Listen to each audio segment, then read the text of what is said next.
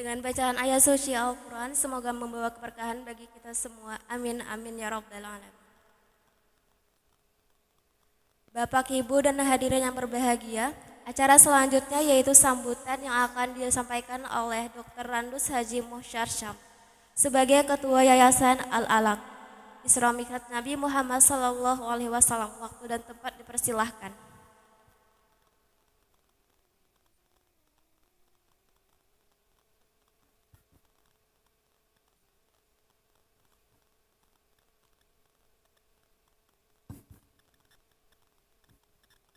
Bismillahirrahmanirrahim. Assalamualaikum warahmatullahi wabarakatuh. Alhamdulillahirabbil alamin wa bihi nasta'inu ala umuri dunya waddin. Wassalatu wassalamu ala asyrafil mursalin sayyidina wa nabiyyina Muhammadin wa ala alihi wa ashabihi ajma'in. Bapak-bapak, ibu-ibu jamaah yang dimuliakan Allah, mari kita selalu memanjatkan puji syukur kehadirat Allah Subhanahu wa taala karena kita sampai saat ini masih diberikannya kesehatan dan kesempatan, dan kemudian kita dapat mengunjungi masjid dengan sehat walafiat dengan tujuan yang sama untuk dapat menambah ilmu pengetahuan dan kemudian kita mengamalkannya, dan mudah-mudahan itu bisa kita jadikan sebagai pedoman hidup sampai akhir zaman. Amin ya Rabbal Alamin. Salawat dan salam kita haturkan keharibaan Rasulullah Sallallahu Alaihi Wasallam pada para sahabat, pada kaum keluarga beliau, para sahabat, dan pada pengikut beliau sampai akhir zaman. Teriring harapan agar kita mendapatkan syafaat beliau nanti di akhirat kelak. Amin ya Rabbal Alamin. Bapak dan Ibu jamaah yang dimuliakan Allah, sebentar lagi kita akan mendengarkan ceramah yang insya Allah akan disampaikan oleh Ustadz kita, Ustadz Haji Endang, yang saat ini beliau telah berada di hadapan kita semua. Jamaah yang dimuliakan Allah, tak tersangka bahwa saya akan memberikan kata sambutan. Menurut informasi awal bukan saya. Tetapi marilah kita coba untuk sekedarnya. Yang pertama, kami panitia menyampaikan ucapan terima kasih atas segala apa yang diberikan kepada panitia saat ini. Mudah-mudahan apa yang Ibu Bapak berikan itu mendapatkan imbalan pahala dari Allah Subhanahu wa taala, dan mudah-mudahan juga yang mendapatkannya juga akan mendapatkan barokah dari itu. Amin ya Rabbal Alamin.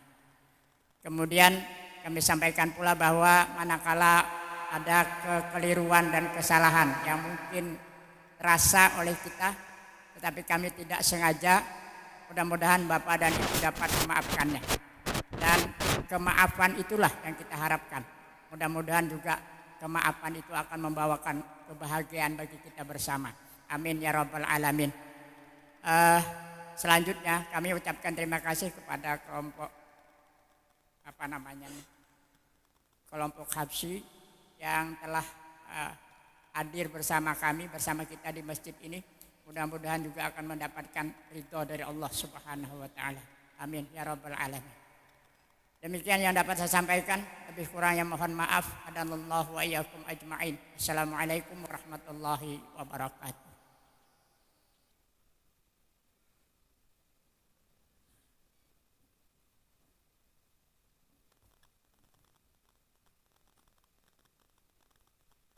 Hadirin wal hadirat yang dirahmati Allah Subhanahu wa taala, tibalah saatnya kita memasuki acara inti pada pagi hari ini, yaitu Maudatul Hasanah, dan dilanjutkan dengan doa yang akan disampaikan oleh Al-Mukarram Ustadz Haji Ahmad Endang Sukandi SK. Kepadanya beliau waktu dan tempat dipersilahkan.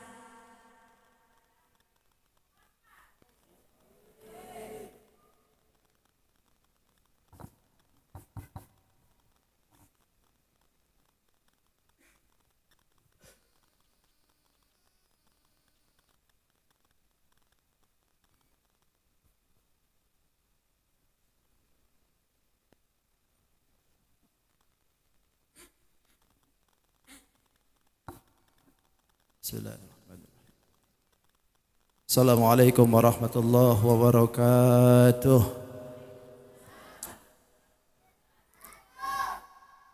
Ke kamar tanpa selempak. Terdengar tapi belum kompak. Masih ada? Masih hidup kah? Oh, udah sampai belum? Udah sampai belum? Ini jelas gak suaranya? Jelas gak? Jelas. Udah ngantuk? Ngantuk belum? Belum? Udah sarapan belum? Oh, belum juga. Yang jawab salam saya doakan mudahan sugih seumur-umur. Yang enggak jawab salam besulan seumur-umur. Assalamualaikum warahmatullahi wabarakatuh.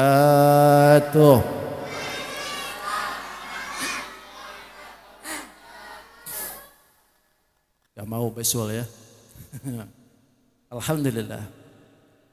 Alhamdulillahilladzi wa kafa wa salatu wassalamu ala asyrafil anbiya'i wal mustafa Sayyidina Muhammadin wa ala alihi wa ashabihi ahli sidqi wal wafa.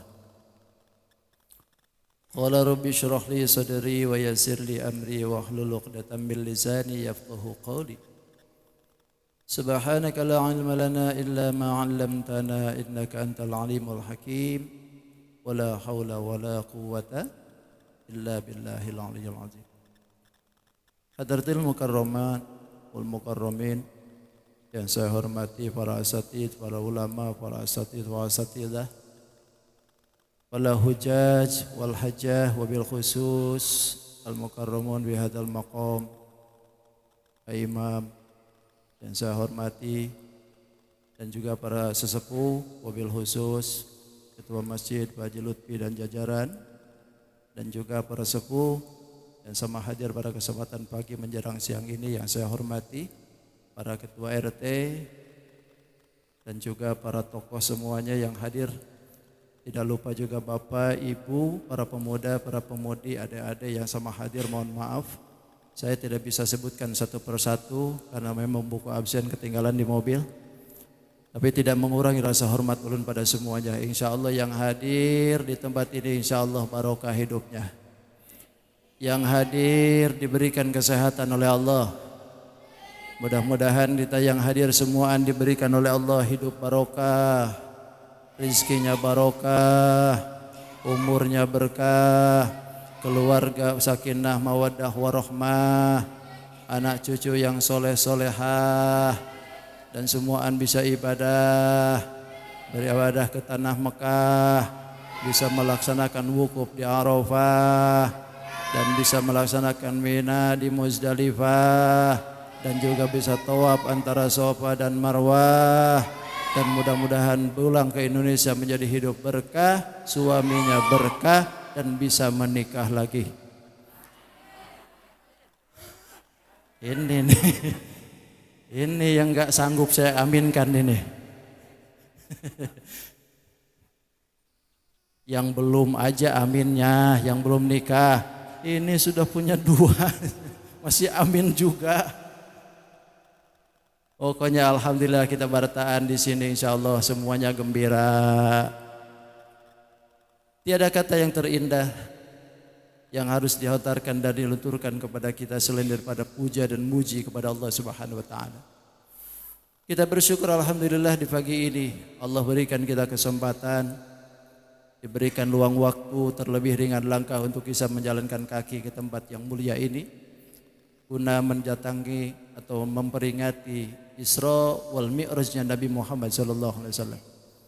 Mudah-mudahan langkah kita diridhai oleh Allah Subhanahu wa taala, menjadi sebab ladang amal kita, dan mudah-mudahan kita semuaan yang hadir di sini insyaallah semua husnul khatimah. Amin ya rabbal. Yang kedua, salawat dan salam tidak hentinya pula terlimpah dan curah kepada junjungan alam Sayyidul Mustafa wal Murtada Habibana wa syafi'ina wa qurrati a'yunina Sayyidina Muhammadin. Tidak lupa pada keluarganya, para sahabat, para tabi'in, para tabi'ut tabi'in. Sampai pula kepada kita tentunya yang mudahan khususnya yang hadir di tempat ini umumnya jami'il muslimin wal muslimat yang selalu mengikuti akan akhlak baginda Rasul, insyaallah kita semua diaku sebagai umatnya. Amin ya rabbal. Yang keras aminnya. Yang keras. Satu kali lagi amin ya rabbal. Takut banget hari ini aminnya. Bu, Pak. Hari ini enaknya ngapain nih? Jam segini. Enaknya ngapain jam segini? Kalaulah kita ini menurutkan hawa nafsu jam segini ini hari Ahad, hari libur, enaknya kita jalan-jalan, bawa mobil, bawa keluarga, naik ke mall. Karena di mall itu ada bakso, ada mie ayam, ada mie kitiau, apalagi ada mie goreng. Sedangkan di sini silakan, itu pun belum tentu kebagian. Kalaulah seandainya kita menurutkan hawa nafsu hari ini tuh kita mau kemana-mana nih. Tapi ketika Allah Subhanahu wa ta'ala memberitahukan kepada kita akan kumpul dalam satu halaqah, di mana kumpul kita adalah di masjid ini memperingati Isra wal Mi'raj Nabi Muhammad sallallahu alaihi wasallam, kita rela tinggalkan itu. Kita rela tinggalkan kesenangan itu, tidak jalan-jalan, tidak kemana-mana, tidak jajan, demi kita memperingati Isra wal Mi'raj Nabi Muhammad sallallahu alaihi wasallam. Lalu pertanyaannya, apa sih pentingnya Isra Mi'raj itu? Sampai-sampai kita tiap tahun datang Isra Mi'raj, peringati lagi, datang Maulid, peringati lagi, datang Nuzulul Quran, peringatan. Bahkan ketika ada hari-hari besar Islam, datang Muharram, kita peringatan lagi. Siapa sih yang menyuruh sebetulnya? Sebetulnya Allah juga yang menyuruh. Kata Allah, fadzakir fi ayyamillah. Ingati umat itu fi ayyamillah, hari-hari yang bersejarah, hari-hari Allah. Hari-hari yang di dalamnya ada penuh sejarah, di dalamnya ada sesuatu yang harus diingat-ingat, yang harus ditransferkan kepada generasi seterusnya. Kita ingetin mereka, termasuk di dalamnya peringatan Isra wal Mi'raj Nabi Muhammad sallallahu alaihi. Kalau kita bicara Isra Mi'raj, ini judulnya apa ini? Gak ada judulnya ini. Ya wis, bebas aja lah, gimana ulun aja dah. Ulun yang ngomong ini. Perasaan baru kemarin kita ketemu ya. Ini kalau seandainya saya bicara di sini, sudah lidah ini sudah supek kayaknya. Ilmu saya sudah tercurah terus di sini. Hampir seminggu sekali kita ketemu di sini. Ini dari kemarin berturut-turut, khutbah Jumat saya. Terus kemarin pengajian saya. Sekarang tausiah saya. Besok apa lagi nih? Jangan-jangan tahlilan saya ini. Alhamdulillah. Itu berarti semuaan percaya kepada saya. Alhamdulillah, mudahan aja yang disampaikan bermanfaat insyaallah. Doakan ulun mudahan sehat selalu, berkah ilmunya, diberikan kekuatan oleh Allah. Sehingga apa yang diberikan, apa yang diutarakan senantiasa menjadi manfaat bagi kita semua. Kehidupan dunia, terlebih kita kehidupan di akhirat insyaallah. Amin ya rabbal. Kalau kita bicara tentang Isra Mi'raj, dari dulu sekarang sampai akhir zaman gak bakalan berubah. Betul. Apa yang betul? Tentang Isra Mi'raj dari dulu sekarang sampai saat ini, sampai akhir zaman pun tetap saja begitu. Cerita Isra Mi'raj itu aja. Perjalanan baginda Rasul dari mulai Mekah sampai ke Masjidil Aqsa, Baitul Maqdis, lalu kemudian ke Sidratul Muntaha, lalu bertemu dengan Allah Subhanahu wa taala, mendapatkan hasil yaitu perintah 5 kali salatan. Datang ke haram lagi, berangkat sesudah Isya, pulang sebelum subuh, beres tuh. Ya kan? Cerita Isra Mi'raj itu segitu aja. Makanya kalau kita bicara tentang cerita Isra Mi'raj enggak bakal lama, segitu aja. Cukup. Assalamualaikum aja. Tapi apa yang harus diambil daripada apa perjalanan itu? Sebetulnya bukan hanya cerita. Tapi ada yang lebih oleh kita diambil daripada hikmah yang terjadi dalam perjalanan itu. Kenapa? Sebab ayatnya sudah dibaca tadi itu. Apa yang diambil oleh kita dari peringatan itu? Linuriyahu min ayatina. Agar kami perlihatkan, kata Allah, ayat-ayat kami, kebesaran Allah. Jadi yang diambil hikmah perjalanan Isra Nabi itu bukan hanya perjalanan ceritanya, tapi diambil hikmahnya apa yang terjadi di diri baginda Rasul ketika terjadi dalam perjalanan itu. Itu semua untuk kita. Makanya yuk, melalui peringatan Isra wal Mi'raj saya titip nih. Saya titip. Pertama, jaga ukhuwah. Jaga kebersamaan. Jaga kebersamaan kita. Apalagi menjelang pemilu sekarang. Ya. Ya betul gak? Kita mungkin berbeda pilihan, gak apa-apa. Akan tetapi kebersamaan, kesatuan kita, kesatuan, kebersamaan dan kekompakan kita jangan sampai pudar. Kenapa? Allah sendiri menyuruh. Kata Allah, wa'tasimu bihablillahi jami'an wa la tafarraqu. Berpeganglah kalian kepada tali agamanya Allah Subhanahu wa taala. Wa la tafarraqu, jangan bercerai-berai. Apakah konsep ini ada di negara kita? Tentu. Coba tengok, bukankah falsafah negara kita itu menyebutkan juga macam begitu? Wa la tafarraqu dalam Al-Qur'annya, dalam falsafah negara apa? Persatuan Indo.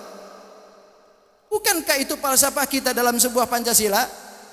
Pancasila. 1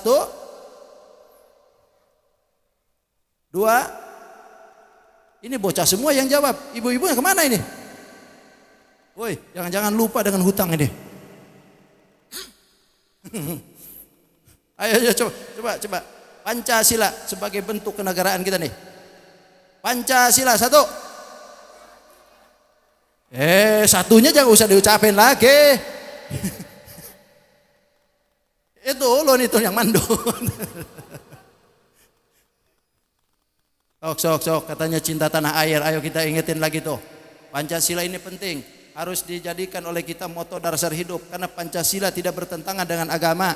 Pancasila tidak bertentangan dengan Quran. Coba tengok falsafah ini. Satu persatunya itu semua dari ayat Quran. Allah menyebutkan di dalam Al-Qur'anul Karim, qul huwallahu ahad. Allah itu satu. Bukankah di dalam Pancasila pun juga sama? Ketuhanan yang maha esa. Esa itu kan ahad. Qul huwallahu ahad. Ayo Pancasila 1 2 3 4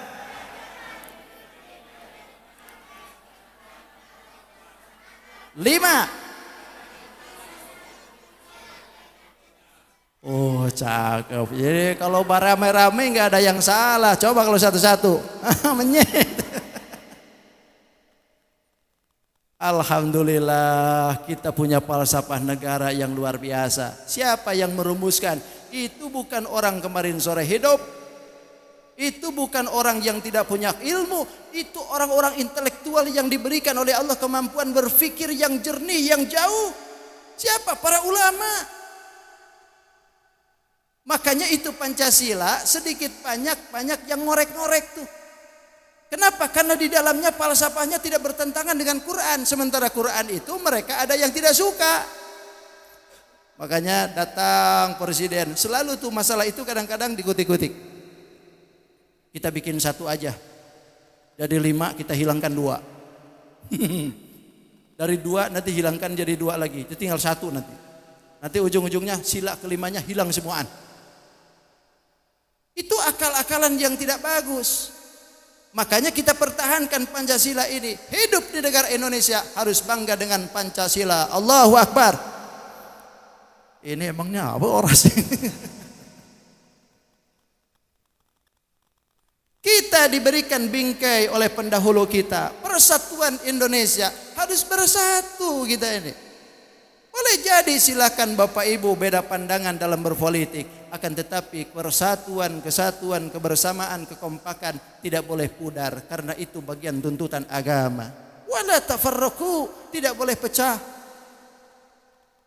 Tanggal 14 Februari datang ke TPS, buka suara. Di situ ada gambar 3, 1, 2, 3. Senang semuaan, toplos aja 3-3-nya. Kacau kalau begitu Pak Ustadz. Cucuk aja salah satu.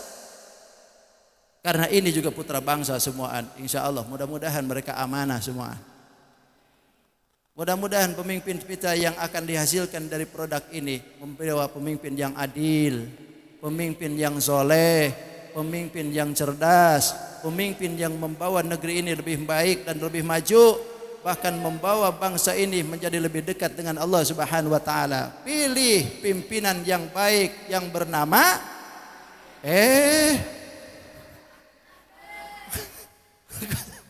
Sorry. Saya tidak mengarahkan. Hanya mendoakan saja.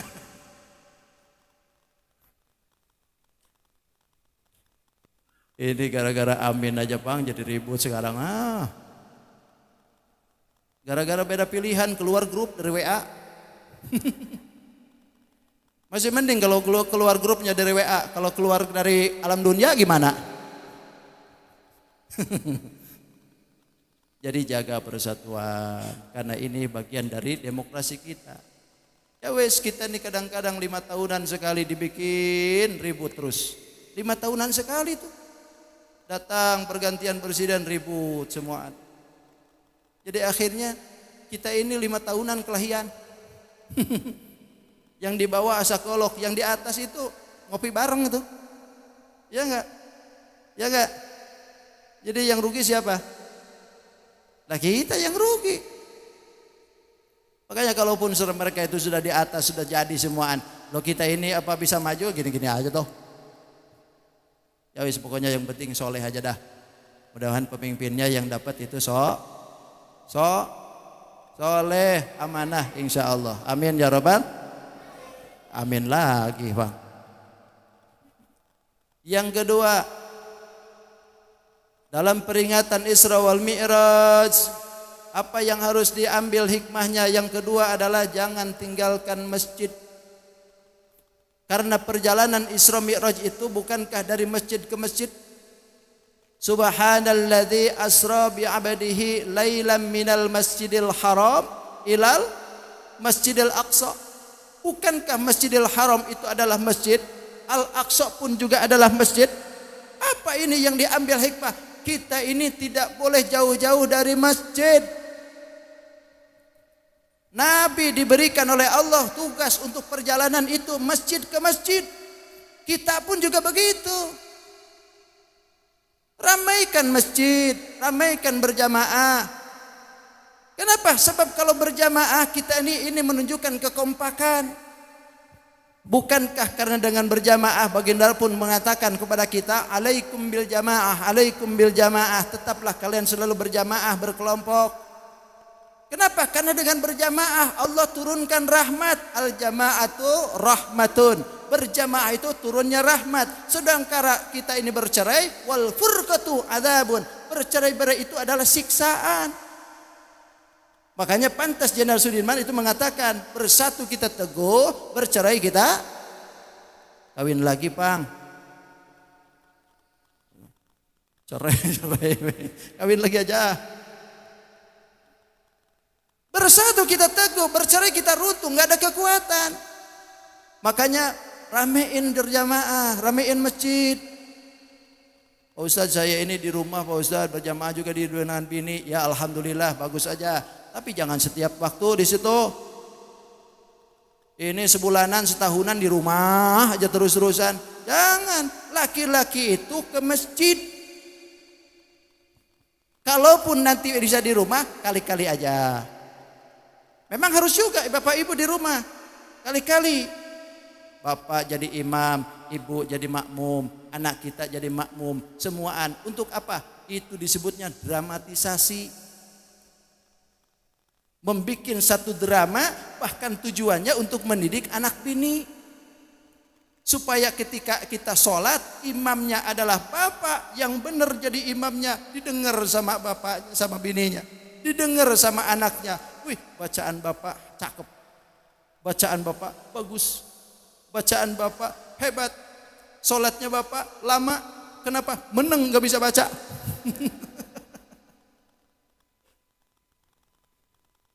Jadi itu adalah merupakan merupakan kualitas bapak sebagai pemimpin dalam rumah tangga. Silakan kali-kali di situ. Saya juga sama, tidak selamanya saya ke masjid juga. Kadang-kadang saya di anak bini kumpulkan semuaan. Apalagi kalau anak-anak semuaan lagi ada di rumah. Saya gitu kan. Habis sholat, salaman, anak-anak dengan bini itu kita liatin tuh yang kecil itu. Akhirnya dia pun kebiasaan. Ketika habis sholat nyamperin saya, salaman tuh. Kenapa? Karena ada drama. Tidak perlu ngomong tapi kita membuat satu drama. Kalau diomongin kan ngawur kemana-mana tuh pikirannya. Tapi kalau dilihatin begitu, itu jadi drama. Tapi selebihnya daripada itu ke masjid. Kenapa? Sebab kalau berjamaah di dalam masjid, kita nih banyak keuntungan. Keuntungannya di mana? Satu, berangkat dari rumah ke masjid itu satu pahala demi satu pahala, langkah demi langkah itu dianggap oleh Allah satu derajat, satu kiparat. Kaki ke atas derajat satu, kaki di bawah kiparat satu. Dosa dengan derajat diangkatin oleh Allah. Makin lama kita berjalan, makin banyak dosa yang dibuang oleh Allah. Makin banyak kita berjalan, maka makin banyak diberikan derajat oleh Allah. Makanya kata ulama, kalau seandainya datang ke dalam masjid, kita datang dari pintu kanan, pulang lewat pintu kiri. Kalau bapak Jumatan itu masuk lewat pintu depan, pulangnya lewat pintu kiri. Bila perlu pulangnya ke rumah muter sana sekampungan. Kenapa? Biar banyak jalannya. Keuntungan tuh kan. Tanpa disadari oleh kita. Oh, yang datang dari sini, ini mau datang kemari, ini paling jauh dari mana nih? Ah, ada dari Dorsono, dari ujung sana. Ya pasti yang paling jauh saya ini paling jauh di sini. Oh ini Tenggarong nih. Ini Tenggarong nih, makin jauh lagi tuh. Lah Pak Ustadz itu kan kalau seandainya jalan kaki iya. Loh kalau saya pakai motor Pak Ustadz dengan pakai mobil. Sama, itu juga dihitung. Hitungnya dari mana? Tetesan demi tetesan bensin yang sampean pakai, itu akan jadi hisaban di akhirat insya Allah. Jadi saksi kita. Makanya yang banyak aja sekalian bikinnya. Itu keuntungan satu. Yang kedua, masuk ke dalam masjid. Begitu masuk ke masjid apa yang dibaca? Allahumma ghfirli warhamni abwab. Jama dari babun, pintu. Babun satu pintu, abwabun beberapa pintu. Padahal pintu yang dimasukin satu. Tapi kenapa doanya abwab? Waftahli abwab rahmatik. Bukalah abwab rahmatik, pintu-pintu rahmatmu. Kenapa? Sebab kita masuk satu pintu masjid, hakikatnya kita ini lagi minta berjuta-juta rahmat Allah Subhanahu wa taala. Masuk ke dalam masjid tuh. Cuman kadang-kadang lupa Pak Ustadz. Ini masuk masjid tadi baca doa enggak? Hah? Baca, 2 orang aja yang jawab. Insya Allah baca semuaan. Masuk masjid, pintu rahmat dipinta oleh kita. Begitu datang ke masjid, datang menghormati masjid. Apa? Salat 2 rakaat tahiyatul masjid. 2 rakaat tahiyatul masjid. Pahalanya gede, lebih baik daripada 70 rakaat. Keuntungan tuh. Duduk di dalam masjid, niatin i'tikaf. Nawaitu an a'takifa fi hadzal masjid lillahi ta'ala. Jadi nilai ibadah selama duduk di dalam masjid terus-terusan dianggapnya tasbih kepada Allah. Padahal kakak jadi. Padahal di dalam masjid cuma tidur aja. Tapi ketika dia duduknya itu niatan i'tikaf, itu sama dengan nilai ibadah kepada Allah Subhanahu wa taala. Ini tadi niat i'tikaf enggak? Niat enggak? Nah, jujur kan? Lupa lagi. Niat i'tikaf di dalam masjid jadi nilai ibadah. Belum lagi nanti berjamaahnya dengan imam. Ketika orang itu membaca takbiratul ihram pertama dengan imam, maka itu lebih baik sholatnya daripada dengan dia sendirian. Ini kan bagus, semuaan ditilai daripada segi keuntungan yang begitu luar biasa. Itu lantaran karena berjamaah. Makanya berjamaah itu pentingkan oleh kita. Yuk ramaikan masjid. Jangan hanya peringatan Isra tiap tahun, tapi ketika kita ini giliran ke masjidnya nggak pernah. Naiklah. Kalau seandainya kita ini masih hidup sering ke dalam masjid, itu malaikat yang di pintu masjid itu sering nyatat tuh. Sering nyatat kita tuh. Ini datang ke masjid, kadang-kadang nggak pernah ke masjid, giliran datang ke masjid sudah mati. Begitu sudah mati di depan lagi itu. Tengah sopan. Paling depan lagi loh, ya Allah ya Rasul sekalinya ke masjid. Masa iya kita ini nggak bisa nyempatkan dalam sepekan? Nabi tidak pernah meninggalkan masjid.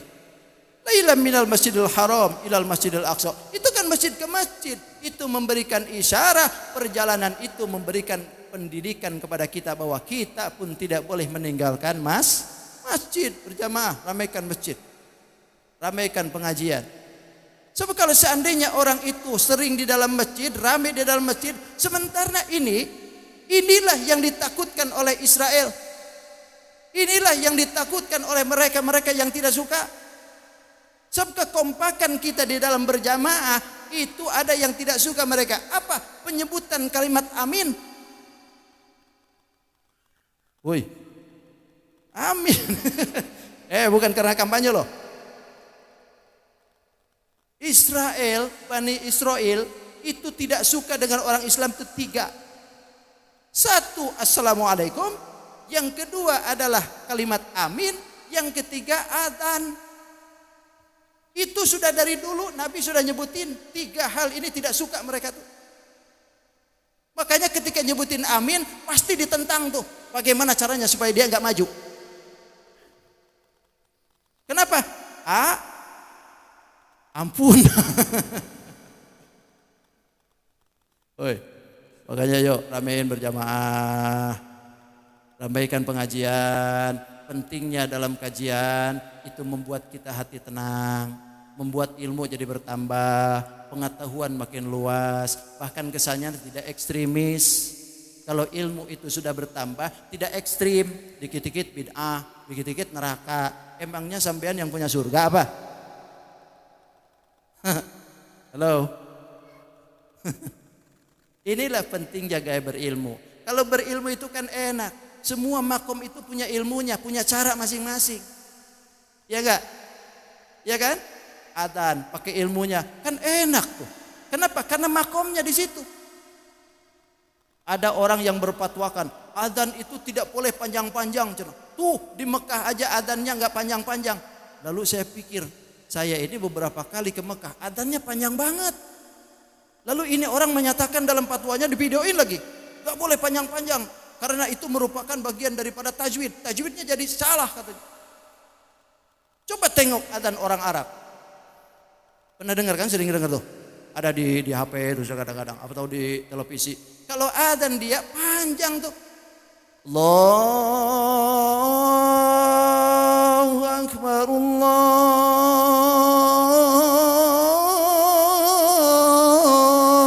Akbar. Itu kan panjang itu. Lebih dari tajwid itu. Allahu Akbar. Allah kan cuma 2 harokat. Alasannya apa yuk?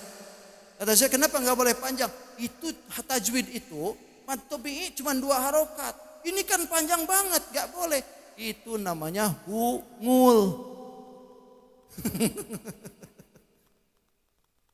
Kalau diukur dengan tajwid itu adzan, itu nggak ada variasinya.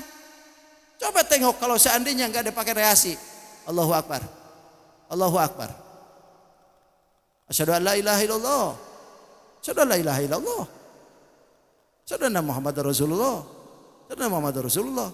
Nanti yang jawabnya pun Allahu Akbar. Jadi ini adalah makom variasi, gak apa-apa sepanjang dia itu adzan bukan dimaksudkan baca Quran. Yang tidak boleh itu kalau adzan yang dimaksudkan baca Quran. Nah itu baru 2 harokat, panjang 2 harokat. 6 harokat, panjang 6 harokat. Itu bacaan Quran. Loh, kalau adzan gak masalah. Bahkan harus bagus adzan itu. Kenapa? Sebab ini adzan manggil orang. Orang di luar sana punya telinga, berhak untuk mendengar yang enak-enak. Yang adzan kalau yang enaknya itu enak, itu biasanya orang nengleng. Ini siapa yang adzan? Cakep anar ini. Pengen dia ke masjid. Kenapa? Dengar adzannya nyaman. Ini yang adzan nggak nyaman. Yang adzan sidin. Yang iqomat sidin. Yang jadi imam sidin. Yang wiridan, yang innalillahi, astagfirullah. Bagi-bagilah. Jadi kadang-kadang saya suka berpikir, karena tiap subuh kan kadang-kadang sering keluar, itu pas daerah Sentosa sana itu selalu kedengaran pas subuh tuh pas adzan di daerah situ. Itu yang adzan tiap kali ketemu di situ, itu aja yang dengernya tuh. Kedengarannya itu aja, kai-kai itu. Penasaran saya pengen lihat itu kai-kai itu. Begitu dilihatin tuh sudah bongkok. Sudah bongkok. Ngangkat mic aja kayaknya getaran. Tiap subuh adzan tuh beliau. Gak bakal sebutin saya masjidnya di mana, takut disontroni juga nanti ke sana. Yang namanya kai, tenaga sudah enggak fit, suara sudah lemah, disuruh adzan subuh. Tahu sendiri adzan subuh, jangankan kai, lo yang muda aja agak-agak ogah. Ini kai-kai disuruh adzan, itu suaranya itu khas banget itu. Tiap kali ketemu Allahu Akbar, beneran ini, enggak dibikin-bikin, saya suaranya begitu. Masya Allah, kata saya ini gak ada kah anak muda? Gak ada kah yang bisa ditampilkan anak muda? Saya yakin ada di situ, karena memang perkampungannya penuh. Coba tengok, keberhasilan baginda Rasul ketika hijrah, bukankah ditopang dengan beberapa orang? Ada orang tuanya, ada pemudanya, ada perempuannya, ada hamba sahayanya. Itu semua berperan. Orang tuanya adalah Abu Bakar Siddiq yang menemani beliau. Anak mudanya adalah Sayyidina Ali yang berani menggantikan tempat tidur beliau. Lalu perempuannya Sayyidah Hafsah. Perempuan adalah istrinya beliau sendiri, Sayyidah Hafsah. Lalu kemudian siapa hamba sahayanya? Orang yang abidnya Abu Bakar yang menunjukkan jalan sampai ke Madinah. Hamba sahaya. Ini keberhasilan itu tidak lepas dari pemuda.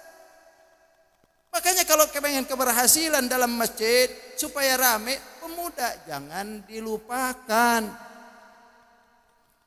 Libatkan juga pemuda. Berikan dia itu salah, berikan dia jalan, berikan dia porsi. Bila perlu, hei kamu nih, mik pegang. Begitu. Nih pegang, ngapain? Ya pegang aja pian. Suruh adzan. Yuk, setuju enggak? Setuju enggak? Kalau di sini kan banyak yang ada anak-anak muda di sini. Alhamdulillah. Di sono di Uganda. Di Uganda tuh yang tua-tua tuh. Itu. Bahkan ketika di Mekah itu kan adzannya nyaman, yang jadi imam nyaman, gitu kan? Enak-enak banget. Makanya begitu sudah imamnya menyebutkan Allahu Akbar, Allahu Akbar, takbir kedua tuh, itu dengan tanpa disadari berlinang air mata kita tuh, ya gak? Betul-betul, berlinang air mata kita tuh. Kenapa? Nikmat segala-galanya. Nikmat dari segi tempat, nikmat siapa yang manggil, nikmat ketika mendengar, nikmat ketika kita beribadah. Semua ada dapat di situ. Datang ke Indonesia, aduh ya Allah, ya Rasulullah. Kira-kira mau tahu nggak apa rahasianya di sana itu kok bisa begitu? Mau tahu nggak Bu? Mau tahu nggak rahasianya itu di sana yang adzan enak, yang imam enak? Mau tahu nggak rahasianya? Rahasianya satu. Mau tahu apa mau tahu aja? Atau mau tahu banget? Oh mau tahu banget. Rahasianya satu aja. Yang imam dan yang muadzin semuanya dibayar.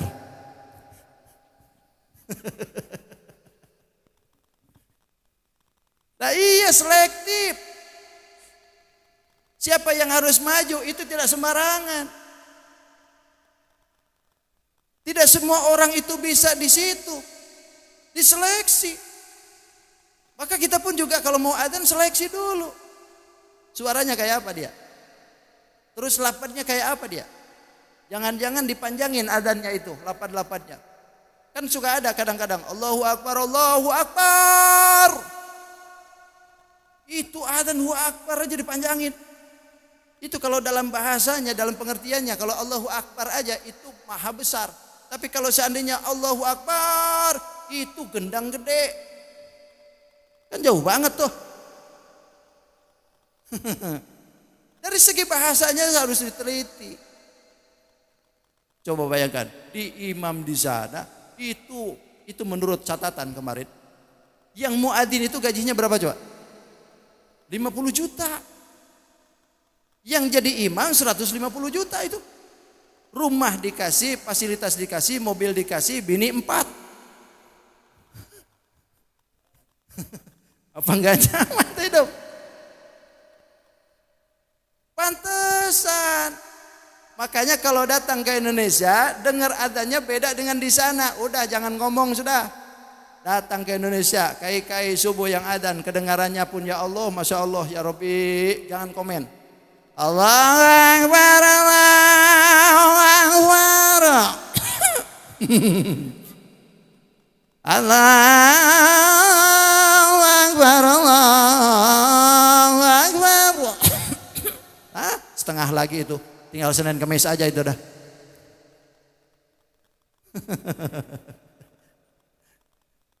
Pas lagi Jawa, ya ala sholat, nggak enak kait, dan nggak ada yang dibayar. Gak ada yang bayar.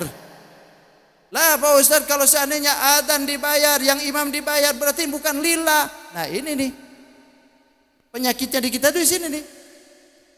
Seolah-olah orang yang dibayar itu tidak lillah. Padahal orang yang gak dibayar pun kadang-kadang tidak begitu lillah juga. Kenapa? Lillah ikhlas itu bukan urusan lisan, itu urusannya urusan hati. Ikhlas itu berada di sini, enggak bukan di lisan. Enggak apa-apa saya ikhlas, enggak dibayar pun saya ikhlas, itu bohong. Coba dengerin, ibu kerja ikhlas saya enggak dibayar pun, coba aja. Sepekan 2 pekan bertahan, sebulan hengkang juga tuh.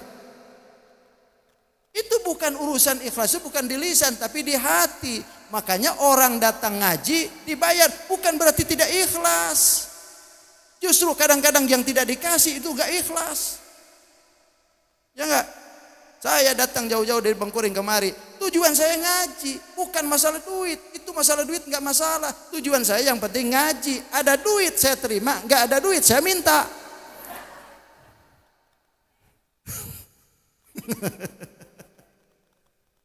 Allahumma sholli ala sayyidina Muhammad. Lain urusan. Makanya perhatiin gitu, perhatikan oleh kita. Lah kita ini kadang-kadang mau eksklusif. Datang 5 waktu harus ada orang yang adzan, datang 5 waktu harus ada orang yang imam. Nah kalau imamnya itu enggak pernah diperhatikan. Begitu datang 5 waktu enggak ada yang adzan, kemana imam? Pasar pagi, ngapain? Dagang ikan. Nah kan repot kalau begitu. Kalau sampai orangnya itu tukang imam, tukang adzan, dagang ikan gimana? Nah, sama juga dia cari duit juga, pengen punya anak bini, pengen motor gitu kan. Bapak ibu pengen bawa mobil ke sana, dia juga pengen punya mobil. Makanya dikasih mobil ambulan tuh.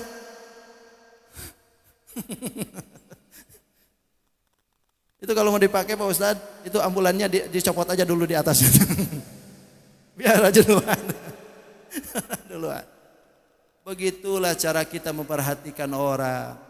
Jadi untuk memanajemen supaya masjid ini ramai, perhatikan dulu orang yang memperhatikan itu masjid, terutama para imam dengan muadzin. Berikan mereka yang terbaik, berikan mereka kegembiraan supaya mereka tidak kemana-mana, hidupnya nyaman, hidupnya terpenuhi oleh kita. Insya Allah. Yuk berjamaah, ramaikan masjid, ramaikan pengajian. Kenapa kita ini harus ngaji? Kan sekarang juga di YouTube banyak, ya. Di WA juga sudah banyak, ya betul. Di media juga tinggal buka, oke. Tapi ada yang tidak akan bisa didapat di situ. Apa? Kumpulnya dalam berjamaah. Kumpulnya dalam berhalakoh. Kumpulnya kita bertemu dengan kiainya. Bertemunya dengan ustadznya. Bertemunya dengan gurunya. Itu enggak bakalan didapat di situ. Tapi kalau seandainya kita kumpul di pengajian, salaman dengan kiainya. Apa gunanya kiai itu salaman dengan kiai? Bukankah Nabi menyebutkan man sofaha aliman faka'annama sofahani?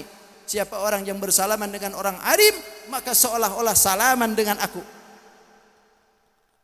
Bisa didapat di YouTube. Bisa didapat di media. Anda hanya di majelis ilmunya kita dapat salaman dengan orang alim itu. Datangi majelis ilmu dimanapun dia. Datangi, kita duduk di situ. Salami orang alimnya. Barangkali dengan salaman kita dengan orang alim ini pernah ketemu dengan Nabi Muhammad SAW. Seolah-olah kita ini bertemu dengan Nabi Muhammad SAW. Apa enggak untung tuh? Duduknya di majelis taklim juga sama. Man jalasa aliman faka'annama jalasani, kata Nabi. Siapa orang yang duduk dengan orang alim, maka seolah-olah dia duduk dengan aku. Kita pernah enggak duduk taklim dengan Nabi? Belum kan? Dengan sahabat pernah enggak? Dengan tabi'in pernah enggak? Dengan tabi'ut tabi'in pernah enggak? Enggak juga. Kita ini jauh dengan mereka. Maka kalau seandainya kita tidak bisa duduk dengan majelisnya dengan Nabi Muhammad, tidak duduk dengan sahabat, tidak duduk dengan tabi'in, duduklah di majelis ilmunya baginda Nabi Muhammad SAW. Duduk di situ. Karena kata Nabi, orang yang duduk dengan orang alim, maka seolah-olah duduk dengan aku. Coba dengerin apa Nabi. Kata Nabi, man jalasani fid dunya ajlastuhu ma'i fil jannah. Siapa yang pernah duduk dengan aku di dunia, maka aku akan siapkan tempatnya dia bersamaku di dalam surga. Amin ya rabbal. Itulah pentingnya kita menimba ilmu. Makanya duduk di majelis taklim, ya kali-kali dah. Dalam seminggu itu sekali ajalah. Kalaupun enggak tiap hari kita nih. Enggak bisa Pak Ustaz, saya sibuk dalam sepekan, 2 pekan sekali. Enggak bisa Pak Ustaz, saya ini keluar negeri terus, ya udah sebulan sekali. Enggak bisa juga Pak Ustaz, paling setahun sekali, ya udah setahun sekali. Pak Ustaz, saya ini orang super sibuk, maklum calon saya Pak Ustaz. Setahun sekalipun saya enggak bisa. Kalau begitu seumur hidup sekali dah. Paling tidak begitu. Jangan nanti datang ke masjid innalillahi aja namanya doang. Paling tidak seumur hidup sekali dah. Duduk di majelis ilmu. Apa kegunaannya? Pentingnya ketika kita duduk di majelis ilmu mendapatkan ilmu dari Allah Subhanahu wa taala yang tidak pernah kita ketahui. Kalau seandainya dengan ilmu kan enak tuh. Semua ada makomnya. Coba tengok. Saya kalau ceramah kan macam begini. Tadi menerjemahkan ayat kan gayanya nggak lain. Coba kalau saya ceramahnya macam tadi tuh. Dengan menyebut nama Allah yang Maha Pengasih, lagi Maha Penyayang. Ini beresnya ceramah jam berapa tuh kira-kira? Macam begitu. Tapi kan ada makom tertentu. Makom baca puisi seperti itu. Makom ceramah ya seperti ini. Begitulah cara Allah Subhanahu wa taala memberikan ilmu kepada kita. Maka datangi majelis ta'lim. Maka Nabi pantas nyebutin Nabi begini. Kata Nabi, manusia itu jadilah yang 4 hal. Kun alimat. Pertama, jadilah kau orang alim, kata Nabi. Jadi orang alim itu tidak mesti harus jadi kiai, jadi ustad, jadi tuan guru, tidak mesti. Jadi alim itu jadi ngerti. Walaupun profesi bapak apa yang digunakan atau apa yang dikerjakan, tapi syarat kata Nabi, kun aliman, jadilah ngerti. Ngerti dalam agama. Karena dengan pengertian itulah akan sahnya sebuah ibadah. Sholat tiap hari, tapi enggak ngerti. Kadang-kadang ada permasalahan dalam sholat kita enggak tahu. Di Musa Salim pernah terjadi, Pak. Di Musa Salim nih. Tapi enggak bakal saya ceritain masjidnya di mana. Takut didatangin lagi tuh nanti. Datang ke saya malam-malam, Pak Ustadz, saya mau ngaduin permasalahan kayak apa nih hukumnya Pak Ustadz. Ngapain kata saya? Subuh tadi Pak Ustadz, yang biasa imam itu biasa suka baca sajdah. Ini imam enggak hadir Pak Ustadz. Termasuk kami tunjuk-tunjukkan untuk jadi imam siapa. Ternyata enggak ada yang mau. Ya mau tidak mau harus kai-kai ini yang maju. Udah kai-kai maju. Yang namanya kai-kai maaf. Klepnya kan sudah dol. Majulah kai. Baca ayat panjang. As-Sajdah 30 ayat. Bener juga prediksi. Tengah-tengah. Keluar tuh. Anginnya berhembus. Nah, kedengaran semua. Yang namanya jadi imam ketika batal itu kentut, udah keluar kan? Tapi ini enggak. Begitu dia kentut nengok ke sebelah kanan. J, gantikan J. Coba. Ini orang kaget semuaan. Yang ditunjuk juga sama juga bungulnya. Begitu dia J, gantikan J. Saya kah? Coba, kalau seandainya ada negosiasi macam begini, itu sholat batal gak? Semua orang tahu tuh. Tapi kenapa bisa terjadi? Inilah akibat ibadah tidak punya ilmu. Baca Quran tiap hari, one day, one juz, bagus. Tapi kalau nggak ada ilmu, Yasin dalam sehari kadang-kadang 2 kali, nggak ada ilmu, nabrak terus tuh. Di situ ada saktah, udah tabrak terus aja tuh. Kenapa? Lo nggak tahu. Giliran alif lam mim dibaca alif lam mim harusnya karena nggak tahu, nggak ada ilmu. Alama.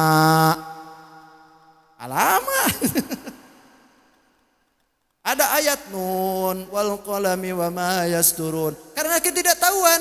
Nah, wal qalami wa ma yasturun. Nah, dibacanya. Yasin jadi yasa, yasa. Kenapa? Karena ketidaktahuan. Maka disitulah pentingnya sebuah dasar keilmuan. Yuk kun aliman kata Nabi. Jadilah orang alim. Yang kedua, au muta'aliman. Jadilah kau orang muta'alim. Kalau memang jadi kiai tidak, jadi guru tidak, jadi ustadz tidak, jadi yang kedua siapa? Jadi santri.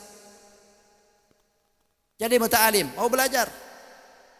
Yuk jadi santri. Kenapa? Sebab semua aspek ibadah itu perlu belajar. Jadi santri kita nih. Kalau memang saat dulu misalkan pernah nyantri, alhamdulillah. Sekarang ini Pak Ustaz bagaimana mau nyantri? Ya ulah paling tidak siapa yang dijadikan guru oleh kita? Ya enggak?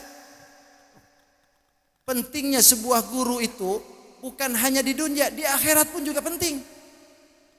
Nanti guru-guru kita itu ketika dihisab semuaan diberikan syafaat, itu guru-guru kita itu diberi oleh Allah kekuasaan di situ. Cari muridnya siapa? Barangkali nanti ketika kita punya guru, nanti di yaumil kiamah kita dicari oleh guru kita. Amin. Dicari itu. Mana murid saya? Mana ini yang dulu pernah ngaji dengan saya? Itu semua dicari. Bahkan keuntungan ketika kita ini punya guru. Nih lihatin. Dalam manaqib Tuan Syekh Abdul Qadir. Itu kan ada kisah. Tuan Syekh ini kan wali ya. Kalau wali itu santrinya bungul sekalipun itu tinggal ludahin aja tuh. Selesai itu. Ya kan? Wali Allah tuh bisa begitu tuh kadang-kadang. Ini murid, aduh luar biasa bungulnya. Susah banget. Sampai enggak kenal dengan siapapun kecuali Abdul Qadir aja yang dia kenal. Singkat cerita dalam sejarah itu dia wafat, dia meninggal. Begitu wafat didatangin 2 malaikat ditanyain, "Marabbuka?" Siapa Tuhanmu? Jawabnya apa coba? Abdul Qadir. Wa man nabiyyuka? Siapa nabimu? Abdul Qadir. Wa ma yuhaduka? Siapa saudaramu? Abdul Qadir. Semuaan Abdul Qadir. Kok bisa begitu ya? Baca Cak. Kata malaikat, "Ya Rabb, ini orang kenapa?" Udah, kenapa dia? Jawabnya Abdul Qadir beruru. Oh ya sudah kalau begitu, tinggalkan dia. Itu adalah murid kekasihku. Percaya enggak? Percaya syukur, enggak percaya ya duluan aja enggak apa-apa dah. Nanti ketika ditanya, "Siapa marabbuka?" Abdul Qadir. Coba aja semua. Marabbuka Abdul Qadir, disikat habis sampean. Nah, bukan muridnya kita. Itulah pentingnya punya guru. Maka bergurulah kita. Duduk di majelis ilmu. Karena semua aspek keilmuan itu akan menghantarkan keabsahan dalam beribadah. Jadilah santri. Itu. Makanya alhamdulillah saya dengan Pak Haji Lutfi alhamdulillah kerjasama tuh. Beliau punya tanahnya, saya yang bangunkan. Alhamdulillah tuh. Sudah terwujud sekarang tuh. Bawa duit-duit bapak-bapak nih, sebagian tuh, sebagian. Alhamdulillah sekarang sudah satu tahap, sudah selesai itu insya Allah. Sebentar lagi insya Allah grand opening. Lagi nunggu ini yang ngirim sapi nih. Lagi nunggu kiriman sapi lah buat grand openingnya insya Allah. Doakan mudah-mudahan barokah nih ya. Ini baru satu lantai bang, belum dua lagi tuh, masih tersisa dua lantai lagi tuh. Ini khususiat untuk santri nih. Kalau seandainya kita bangunkan untuk santri, bangunkan agama, kita tolong agama Allah, maka Allah pun akan menolong kita. Kita sabilillah, kita keluarkan harta demi agama, maka Allah pun akan tolong kita insya Allah. Kita mempermudah umat Nabi Muhammad, maka insya Allah kita pun akan dipermudah di sisi Allah.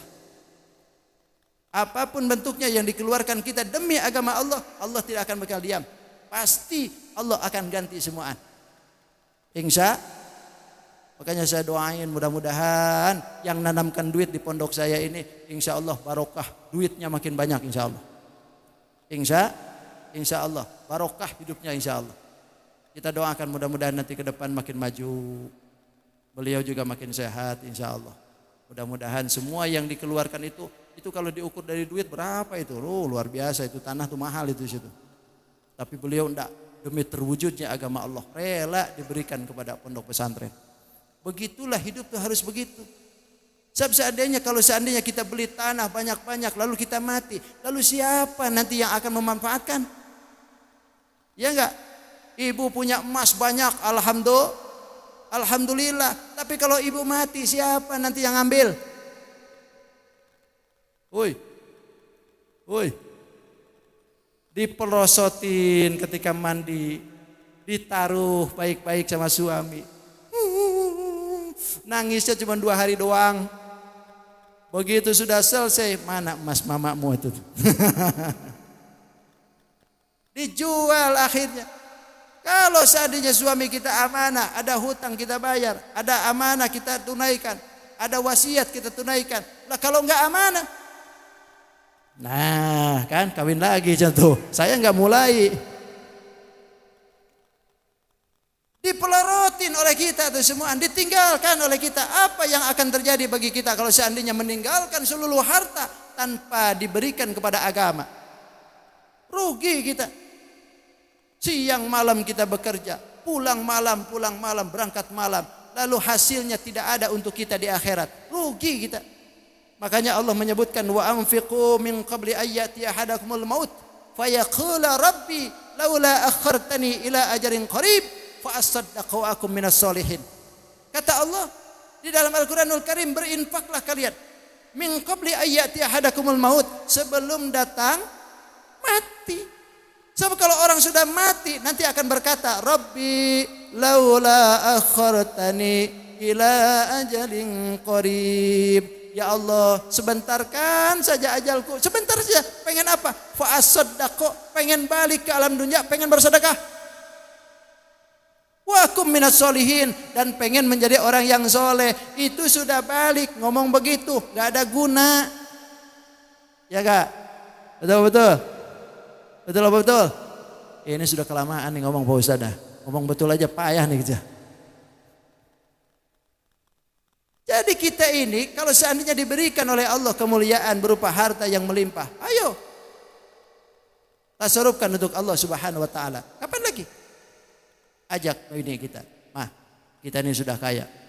Rumah sudah ada, mobil sudah ada, aset di mana-mana, karyawan banyak, duit kita berlimpah. Sekarang yuk kita kebaikan untuk Allah. Cari pondok pesantren, di mana yang kita bangun? Oh, ada. Di mana? Di Bengkuring. Siapa yang punya? Ustaz Ahmad. Ayo kita bangun. Katanya dia 2 lantai lagi. Kita bangunkan semuaan. Terima kunci aja dia. Wah, cakep, sudah luar biasa tuh kalau begitu. Mudah-mudahan ada yang begitu, amin. Mudah-mudahan ada yang begitu, amin. Mudah-mudahan pondok pesantren ada yang nanggung semuaan, amin. Tidak menutup kemungkinan itu akan terjadi di Masjid Al-A'la. Amin ya Rabbal. Kawan saya lagi pengajian, Pak. Biasanya dia hadiri banyak. Ini yang hadir cuma 10 orang. Kecewa dia. Yang hadir ngaji cuma 10 orang. Mau gimana dia minta sumbangan kata dia 10 orang. Tapi apa yang terjadi? Rahasia Allah ternyata ada di orang yang 10 itu. Ternyata dari 10 orang itu ada saudara kaya yang luar biasa yang menyelinap di situ. Duduk di pojok pakai pakaian yang biasa, nyelinap dia di situ. Begitu disampaikan bahwa kami ini punya maksud pengen bangun pondok pesantren. Tanahnya yang sebelah sana sekian-sekian, biayanya sekian. Ibu barangkali ada yang mau, berdiam aja semua. Cuma 10 orang. Tapi apa yang terjadi? Begitu selang 2 pekan kemudian datang duit. Duit 1 koper. Siapa yang ngirim? Jamaah Al-Alaq.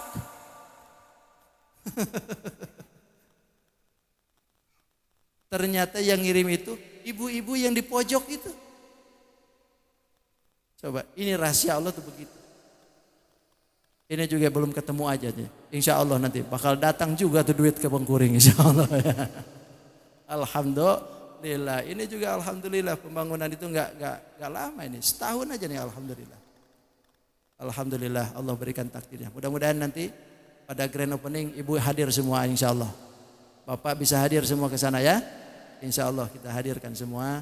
Lalu kita nanti akan grand opening dan kita akan buka. Ya paling tidak anak ibu, cucu ibu kalau mau ngaji silahkan ke sana. Kita memang tidak bisa jadi santri, barangkali anak kita yang jadi santri. Kita memang tidak bisa jadi santri, barangkali cucu kita yang jadi santri. Nanti kalau cucu kita, anak kita jadi santri, soal berapa lama itu tidak jadi soal. Yang penting pernah nyantri aja dulu. Sebab kata kiai saya, kalau kita ini pernah nyantri 1 tahun, anak kita akan 2 tahun. Kalau kita pernah nyantri 2 tahun, anak kita bakal 4 tahun. Begitu nanti tuh. Untuk apa harus nyantri? Sebab Allah akan berikan keilmuan kepada mereka yang ada di dalam lingkungan rahmat Allah. Lingkungan rahmat Allah itu pondok pesantren salah satunya. Dudukkan anak kita di situ. Tiap hari ngaji, tiap hari sholawat, tiap hari baca dzikir. Insya Allah anaknya jadi soleh. Amin ya rabbal. Yuk jadilah muta'alim. Yang ketiga kata Nabi, au mustami'an.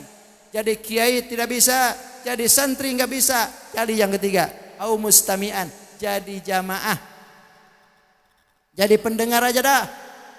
Bawa Quran enggak, Quran dibuka enggak, tulisan enggak, pulpen pun enggak bawa. Pokoknya dengerin aja, ngerti enggak ngerti, duduk aja dah. Pokoknya jadi jamaah saja.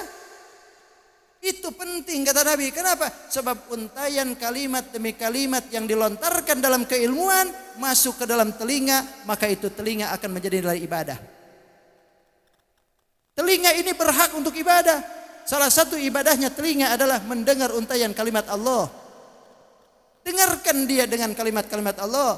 Dengarkan itu telinga kepada untayan kalimat Allah. Dengarkan itu kalimat kepada ayat-ayat Allah. Maka itu nilai ibadah. Jadilah jamaah. Yang keempat, kalau jadi kiai tidak, jadi santri tidak, jadi jamaah tidak, jadilah yang keempat. Au muhibban kata Nabi, cinta dengan kiainya, cinta dengan santrinya, cinta dengan jamaahnya. Jangan jadi yang kelima. Wala takunul khamisa fatahallak. Kalau kau jadi yang kelima, rusak hidup. Jadi kiai enggak, jadi santri belum pernah, jamaah pun enggak mau, bahkan benci dengan kiainya. Ini bahaya nih. Bahaya hidup kita kalau seandainya. Mudah-mudahan kita jadi yang keempat ini. Kalau jadi alim tidak, jadi santri paling tidak. Jadi santri ya jamaah. Ataupun yang temannya yang tidak yang keempat adalah cinta aja dengan ulama. Cinta aja dengan santri. Bro mau kemana bro? Mau ke jamaah Al-Alaq. Ngapain? Itu pengajian subuh. Hari apa? Hari Sabtu. Oke kalau begitu banyak yang hadir. Alhamdulillah penuh. Penuh masjid Al-Alaq tuh. Oke kalau begitu. Aku memang gak bisa hadir bro, tapi ini nasi kotak dari saya. Begitu caranya. Mau kemana bro? Hari Sabtu saya pengajian. Subuh, oke. Saya gak bisa hadir, saya ada rapat. Nih duit bawa, tambahin amplop Ustad. Jadi begitu. Jadi berikan sesuatu untuk mencerminkan kita dicinta, senang dengan pengajian. Ini sudah nggak pernah ke masjid, kiainya nggak pernah ketemu, jadi santri enggak, duitnya pun nggak nyampe. Rusak kita nih kalau hidup masa begitu. Maka itulah pentingnya kita berisra mi'raj. Maka tengok Nabi. Ketika Nabi itu sudah datang ke Aqsa, bukankah Nabi itu disuruh sholat kan? Malaikat sudah kumpul, para nabi sudah kumpul. Nabi dipersilahkan oleh para aulia untuk jadi imam. Padahal Nabi belakangan. Kenapa tidak mereka yang jadi imam? Sebab inilah pengakuan bahwa Rasulullah adalah pemimpin mereka. Ini menandakan adabiah. Maka ketika kita ada orang alim, maka hormati dia. Ada orang yang punya pengertian di atas kita, hormati dia. Karena itulah adabiah. Beres sholat, Nabi disuruh minum kan? Disuruh minum. Ada minuman air arak dengan air susu. Cuman di sini air putih doang. Gak ada air susunya. Padahal demen juga Ustaz, bukan hanya Nabi ini. Dikasih oleh Allah tuh 2 minuman. Disuruh dipilih. Ya Rasulullah, kata Allah pilih ini minuman. 1 arak, 1 susu. Nabi mengambil susu. Diminum oleh Nabi. Habis diminum, kata Jibril, alhamdulillah ya Rasulullah, kau minum sesuatu yang menjadi fitrah. Andaikan kau minum ini arak, niscaya umatmu satu pun tidak ada yang iman kepadamu. Kenapa? Teler semuaan. Satu pun gak ada yang iman ke Nabi kalau begitu. Loh, Nabi gak minum arak aja banyak yang teler kok. Apalagi yang Nabi minum. Diminum oleh Nabi susu. Alhamdulillah kata Jibril, itu merupakan fitrah. Makanya kita semuaan minum susu. Kalau semua orang yang lahir ke alam dunia minum susu, walaupun tidak jadi ibunya, paling tidak susu sapi. Ya enggak? Semuaan fitrah. Laki perempuan sama. Cuman bedanya kalau perempuan itu 2 tahun, kadang-kadang 2 tahun kurang pun sudah berhenti dia nyusu. Kalau laki-laki beda, 40 tahun masih nyusu.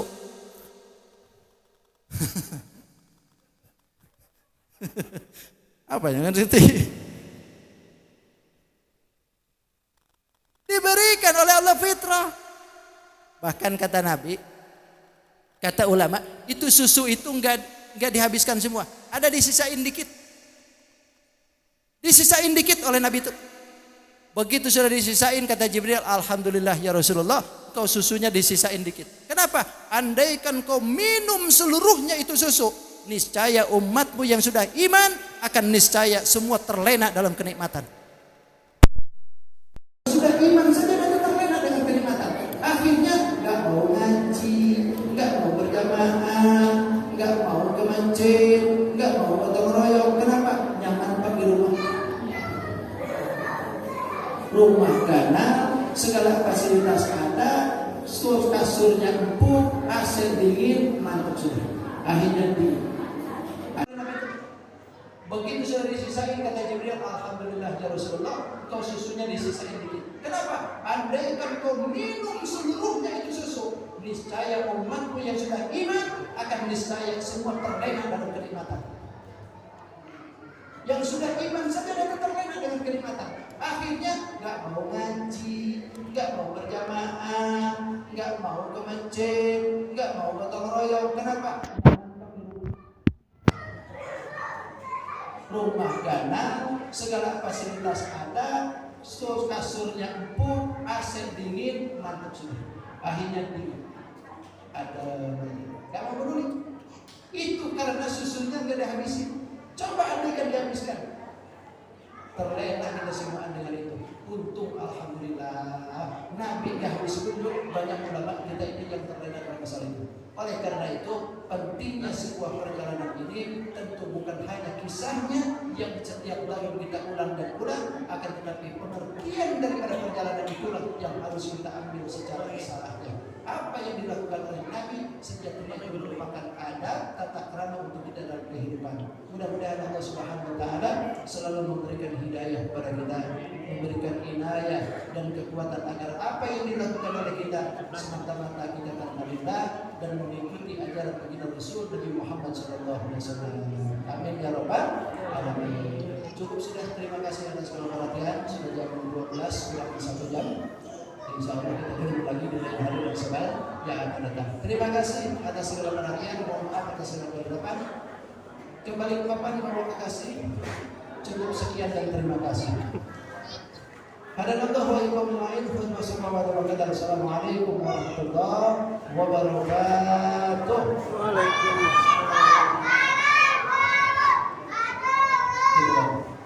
Allahumma shalli wa sallim ala sayyidina Rasulillahi ajma'in. Amin ya rabbal alamin. Bismillahirrahmanirrahim. Alhamdulillahi rabbil alamin. Wa syukrun wa ni'mahu ila al-masir. Ya Rabbana lakal hamdu kama yanbaghi li jalali wajhika al-karim wa 'azimi sultanik. Allahumma salli Allahumma a'inna rabbi a'inna alladhi yanfa'una rabbi faqihna wa faqih ahlana wa qurban lana fi dinina wa sallallahu ta'ala wa sallallahu ta'ala min al-rizqana wa sallallahu Allahumma inna nas'aluka al-quwwata wal istiqamah wal istiqamah wal kifayah للطاعة والعبادة والنزل في هذا اليوم ونعوذ بك من كل مصيبة وشدة يا أرحم الراحمين ربنا آتنا في الدنيا حسنة وفي الآخرة حسنة وقنا عذاب النار سبحان ربك رب العزة عما يصفون وسلام على المرسلين والحمد لله رب العالمين تقبل الله منكم